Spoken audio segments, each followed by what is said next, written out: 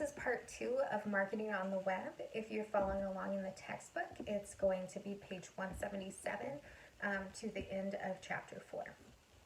So let's start looking at our module level learning objectives, and this is for the entire module 4, and that's describe the use and effectiveness of product-based and customer-based marketing strategies, analyze strategies for communicating with different market segments, understand online advertising development and growth, email marketing strategies, and brand maintenance in e-commerce, explain technology-enabled customer relationship management and the customer relationship lifecycle, understand search engine positioning tactics. So in the last lecture, we talked a lot about the customers. So now let's talk about advertising. So in advertising, we can still use that 5-stage customer loyalty model that we discussed before. And so in the awareness stage, the message should inform the customer. Exploration stage, the message should explain how products work and encourage switching brands. Familiarity stage, message should convince customers to purchase products or request a call. Commitment stage, and remember that's the stage we want to keep our customers in the longest. The message should reinforce good feelings and remind customers to buy. Those can be simple things like a reminder if it's an item that should last about 2 months, send them a reminder at about 1.5 months so that they don't run out of your item. Because if they run out of your item, they're likely to go try something else out of convenience. Lastly is the separation stage. And so customers are not targeted in ads once you hit the separation stage. Online ads should be coordinated with your existing advertising efforts. Now remember, we want to have a consistent brand image for our company, so our company needs to, in everything they do, and if it's a place that has a physical store, the physical store needs to match with the website needs to match with the marketing, and that needs to also match with the social media presence. So if the social media presence that you're presenting is very fun and engaging and all of that, and then you go into the store and the store is very drab and boring warehouse style store, that doesn't match with what you're presenting. You know, if your advertising tactics are kind of aggressive and negative, first of all, that's not going to work very often, but if they are, that doesn't match with the brand image that you're creating. And so we want to make sure that everything is consistent. So let's talk about different types of ads you can find online or that you as a company can use. So display ads are going to be small rectangular object with a stationary or moving graphic, also called a banner ad. Very common. We've all seen this. It includes a website link. You know, you should be able to click on it to go to the website if you saw something that interests you in the ad. It's very important to make sure that your links match up, because if you are advertising a specific product and then it just takes them to the general website and they can't find that product, they're likely to leave. And so you want to be able to grab them and help them get to the product that they wanted to purchase. So display ads are attention-grabbing ads. They include audio and video. Interactive marketing units, or IMU ads, have voluntary standard ad sizes, but those are going to be something that the customer can interact with. Leaderboard ad is designed to span the top of the web page, and you'll see that on most websites, that there will be an advertisement there. A skyscraper ad is designed to go on the side of the website, and so you'll still be able to see that as you scroll down on the website as opposed to the one at the top, although sometimes those top ads are fixed as well. So advertising agencies and websites, design firms can create display ads for online clients. They can range from $50 to thousands of dollars depending on the level of complexity. So display ad placement and strategy. You can use an ad exchange network which coordinates ad sharing, finds websites appealing to the company's market segmentation, and pay sites to carry ads. Most companies use an ad agency to negotiate the rates and help with ad placement. These are one of those things that it's a good idea to outsource this part, because you don't want to be paying someone to just be trying to negotiate all these. You don't want to pay a whole department to do just this part. So that's a good idea to outsource depending on the size of your company. There are display advertising networks that work as brokers for that. An example of that is DoubleClick by Google. They offer many of the same services as ad agencies do. And so click-through rates are usually about 0.3 to 0.5%. And that's not very much. That means a lot of people are going to see your ads and not click on them. And that's something to be prepared for, as we see so many advertisements online, we're likely to ignore a lot of them. So consider the fact that your customers will likely do the same. So research suggests that websites that have visitors, like the visitors are influenced by the ads even if they don't click on it. But as a company, it's normal to be reluctant to pay for ads that don't produce measurable results. So if you're not getting clicks, then you likely don't want to continue to pay to advertise on those websites. So there are different approaches to trying to grab the attention of customers. Some of those are to use animated moving elements on them. You can do display rich media effects like video clips. You can have interactive effects, where you're clicking through. And I've seen that even on game advertisements, where you can actually click to play the game for just a minute, and then it takes you to go download the app.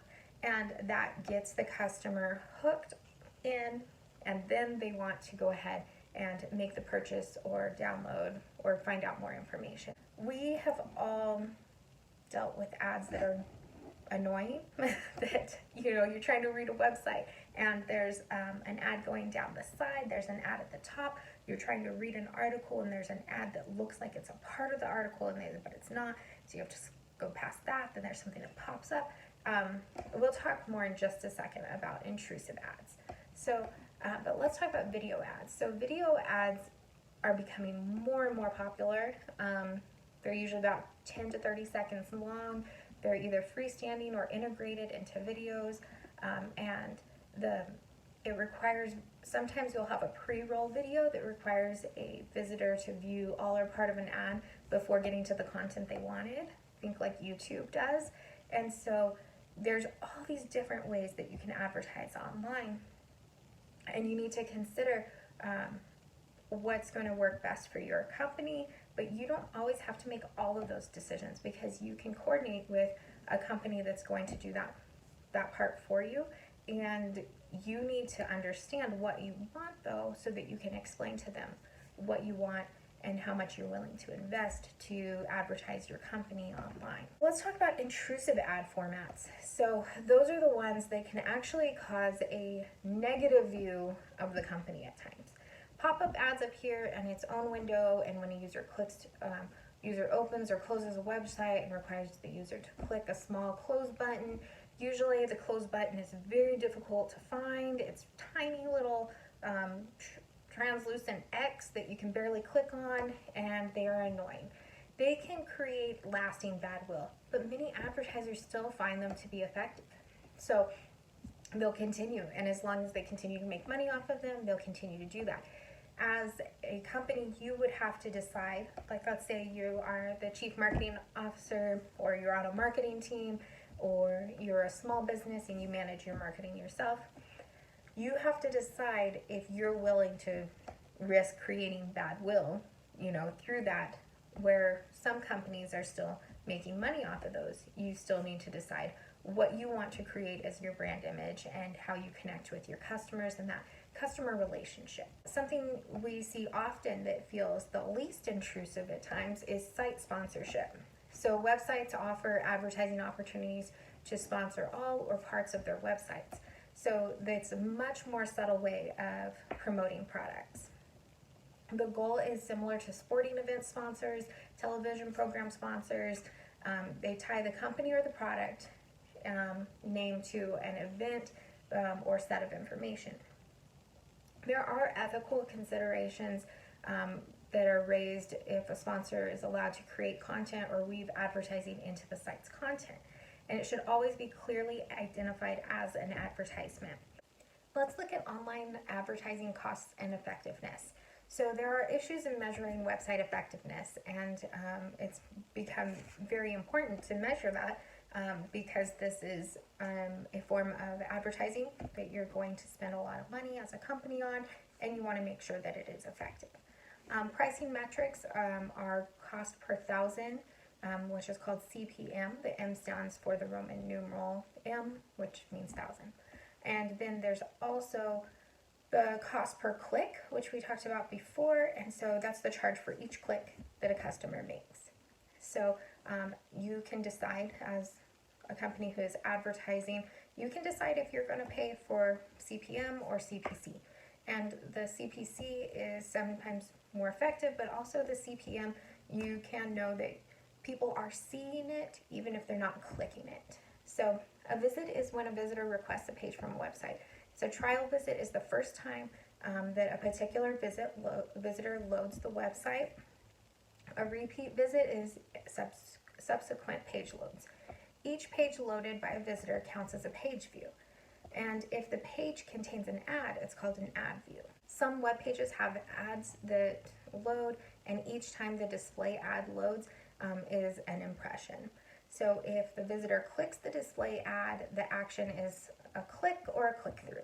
So it's difficult for companies to gauge the cost and benefits of advertising on the web. Although it's clear that it's beneficial, sometimes it's hard to quantify that so much. And so many have developed new metrics for evaluating the number of desired outcomes of advertising yields. One way is counting your number of new visitors who buy for the first time after arriving through a click-through. And that can be used to calculate the advertising cost of acquisition of that customer. However, sometimes that can be a little difficult because if your customer clicks the ad and then they read some information, but something happened, they closed their phone, they closed their computer, they didn't finish doing that, but then they come back to the website later, that's not counting. So that can be a little tricky. Most analysts agree that online advertising is much more effective if properly targeted. So for example, if you are mass advertising diapers, for example, and you are going to put that on an auto body shop page or a kind of a gearhead type of page, you might have some fathers who are interested in seeing that advertisement for diapers. Maybe it leaves an impression on them, maybe they click it. But for as far as the thousands of viewers who are there, you're not sure how many of them are parents, how many of them are actively involved in the purchasing decisions. However, if you put that on a website, a parenting website, whether it be for stay-at-home dads, whether it be for stay-at-home moms, whether it be for working parents, under any circumstances, if you put a diaper ad on a parenting website, you're more likely to get more click-throughs than you are if you put it on a website that's not targeted directly towards parents. And so those are just examples of making sure that you are advertising in the proper channels to get the most bang for your buck as far as advertising goes. Online marketing goes far beyond just advertisements placed on websites or pop-ups, etc. So there's also email marketing. And email marketing can be a very powerful element of an advertising strategy. It can be used to announce new products or new features. It can be announce sales of existing products. So unsolicited commercial email, or UCE, or spam, or bulk mail, is electronic junk mail. Those are things you did not ask for, they just send it to you. Key elements to avoid in engaging in spam is to obtain customer approval prior to sending. And so you'll see on a lot of websites, if you go to their website, they'll have take this quiz to find out which product's right for you, and at the end you put your email address in. So you put your email address in, and then they're going to be sending stuff to you. Or it'll say, sign up for our newsletter and get 10% off today. And so you sign up for the newsletter. Later you can unsubscribe. And companies that really focus on a good customer service and customer-based strategy are going to make it easy to unsubscribe. They don't want to be upsetting their customers. They just want to be getting that information out to the people that they believe want the information. So you can outsource your email processing. The number of customers opting into information emails can outgrow the capacity of the information technology staff. Even for very small businesses, there are email management programs or companies that for just a small cost, they can manage that for you. Many companies will also help clients purchase lists of email addresses from companies that compile lists. And so that can get a little tricky though, because you want your customers to actually be interested in your product. And if you're just buying email addresses, you can end up more in that spam area. And that's not a part of your brand image that you want. Permission marketing has a conversion rate, is the percentage of recipients responding to an ad or a promotion. So it ranges from 10% to more than 30% on requested email messages. Opt-in email is the practice of sending email messages to people who request information. Part of permission marketing strategy. Examples are constant contact, stuff like that. And so you want to be working with permission marketing. You want your customers to request your information. You want them to be excited, and you want them to see your information and click on it. So you have to make sure that what you're actually sending out is pertinent to your customers. So if we combine content and advertising, we can use articles, news stories of interest for market segmentations to increase the acceptance of email. Advertisers can send content by using hyperlinks inserted into email messages, takes customers to advertisers' website content. It's easier to include to induce the customer to stay on the site and consider making purchases. Coordination across media outlets is an important element in any marketing strategy.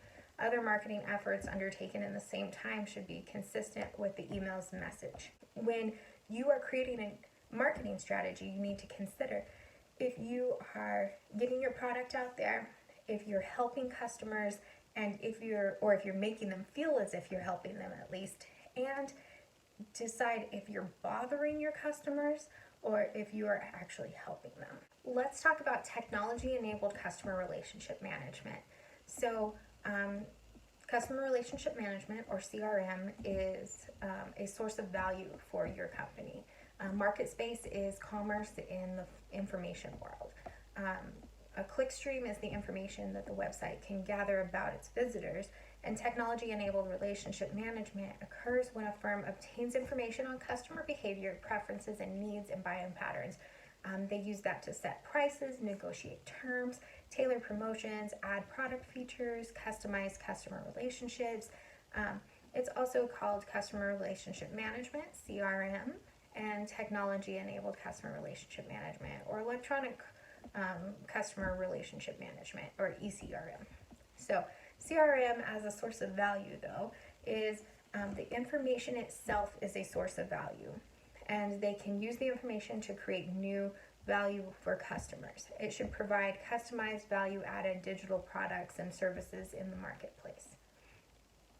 Early CRM systems failed due to being overly complex and requiring too much staff time. Good CRM systems gather information from every customer touch point. And so remember, those touch points are both online and not online. So multiple sources of information about customers, their preferences, their behavior is entered into a large database called a data warehouse. Data mining, or analytical processing, examines the stored information and looks for patterns. Statistical modeling is a technique that tests CRM analysts' theories about relationships among customers and sales data elements. When creating and maintaining brands on the web, there are certain elements of branding, and we've talked about this in previous lectures as well in this one of how important branding is. So branded products are easier to advertise and promote. Each product carries a reputation of the brand name, so the value far exceeds the cost of creating them. So 3 key brand elements. Product differentiation is clearly distinguished between products. Relevance is the degree to which the product offers utility to a potential customer. And perceived value, key elements, occurs when a customer perceives a value in buying a product. And we talk about perceived value rather than value because sometimes items have more perceived value than they have actual value. And that's important to remember that to the customer, this may have a really big perceived value, or to a customer, it might not have very much perceived value. And if you don't really work on that perceived value, that key element, then your customer isn't willing to buy your product usually, or pay more for your product. So we need to make sure our product seems different than the other products, that it's relevant and has utility for the customer, and that it has value. Value doesn't always come down to money. Sometimes it comes to prestige or to making life easier. Viral marketing strategies and social media are a new and growing area. We'll talk more about social media in an upcoming chapter, but we'll talk about it just a little bit here. Viral marketing relies on existing customers to tell prospective customers about the products or services. So, for example, when I see something great that I love using and I tell other people about it, and now I might not be an Instagram influencer, but I can still tell some fellow, customers about it. And you want, as a company, you want that to happen. You want your customers to enjoy the product and tell others. And so referring online can be so much easier than it ever has been before. Social media makes it very easy. Social media marketing is best done using an indirect approach. So engage in the community to discuss the desirability of a product or service. The website followers on a company's discussion activities are called fans. And so if I'm on social media as a company and I'm engaging with my customers, not just posting ads, but I'm engaging, I'm having a presence, there's something there for them to interact with, they feel connected.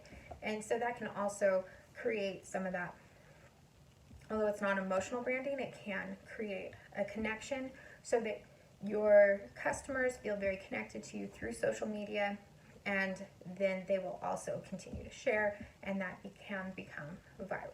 Paid search engine inclusion and placement. So paid placement or sponsorship, or search term sponsorship, offers the option of purchasing a top listing on results page for a particular search term. The example I gave before in a previous lecture was of Nike. If I type in running shoes, Nike's going to be one of the top shoes to pop up. They're paying a lot of money to be there. They're paying for that paid placement. Another option is to buy display or ad space at the top of search results page.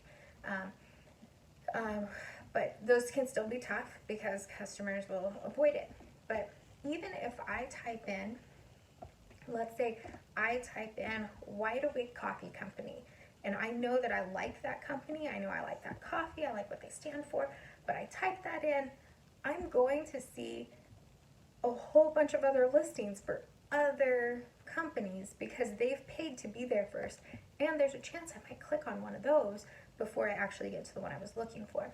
And that's the reason why companies pay for paid placement.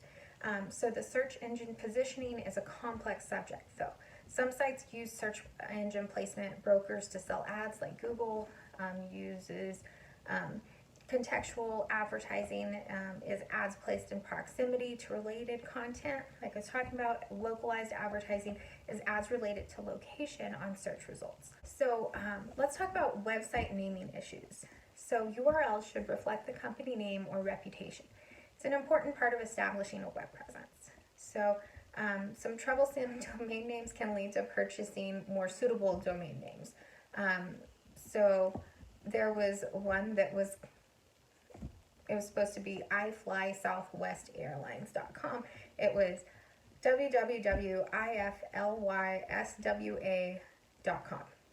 And that was getting difficult, So they changed it to www.southwest.com.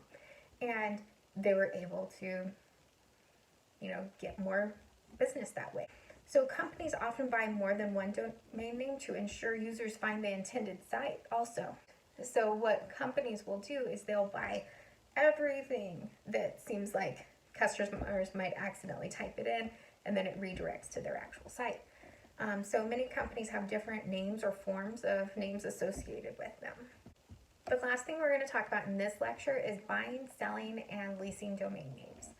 So the market for domain names continues to be active. Names that include general topic terms are often, high price.